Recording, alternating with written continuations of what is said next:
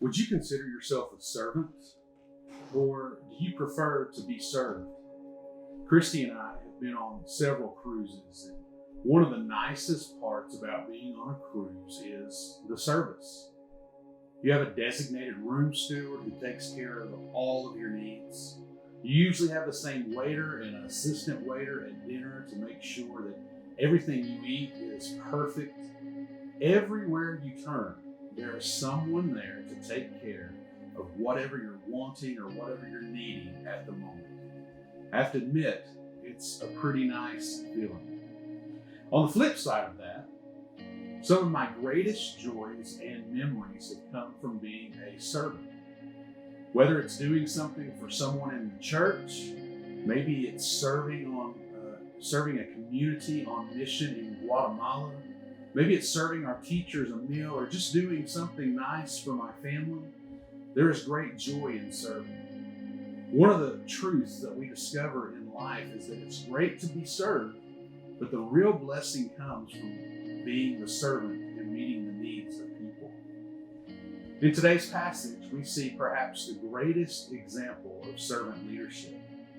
In John chapter 13, beginning in verse 1, it says this: Now before the festival of the Passover, Jesus knew that his hour had come to depart from this world and go to the Father, having loved his own who were in the world.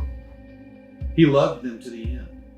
The devil had already put it into the heart of Judas, son of Simon Iscariot, to betray him. And during supper, Jesus, knowing that the Father had given all things into his hands, and that he had come from God and was going to God, got up from the table, took off his outer robe and tied a towel around himself. Then he poured water into a basin and began to wash the disciples' feet and to wipe them with the towel that was around him.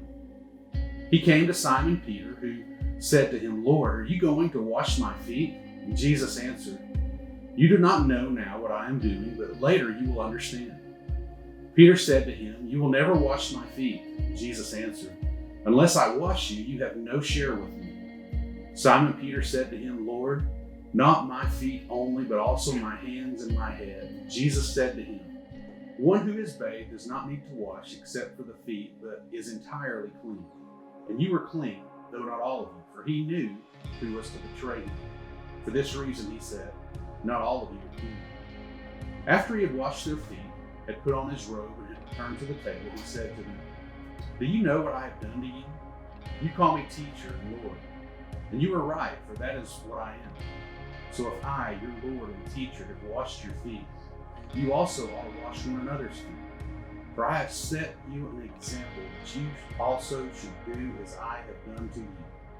Very truly, I tell you, servants are not greater than their master, nor are messengers greater than the one who sent them. If you know these things, you are blessed if you do. Our mission in life as disciples of Jesus is to become more like Jesus. That's the whole point of being a disciple. Becoming more like Jesus requires that we serve him. Tonight represents the day of Holy Week, in which Jesus shared the Last Supper with his disciples. If you received an Easter in a Box package, you will find a pre-packed communion set inside that looks just like this. Go ahead and take that set out and prepare yourself for communion. If you didn't get an Easter in a Box package, just grab some juice or some tea or really anything that you have around the house to represent the blood of Jesus. Seriously. It does not have to be juice, just anything that you have. Then find some crackers or some bread.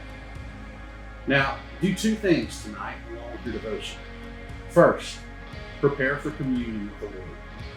Taking communion is simply a time where we recognize the sacrifice of Christ and our oneness with him in life and mission.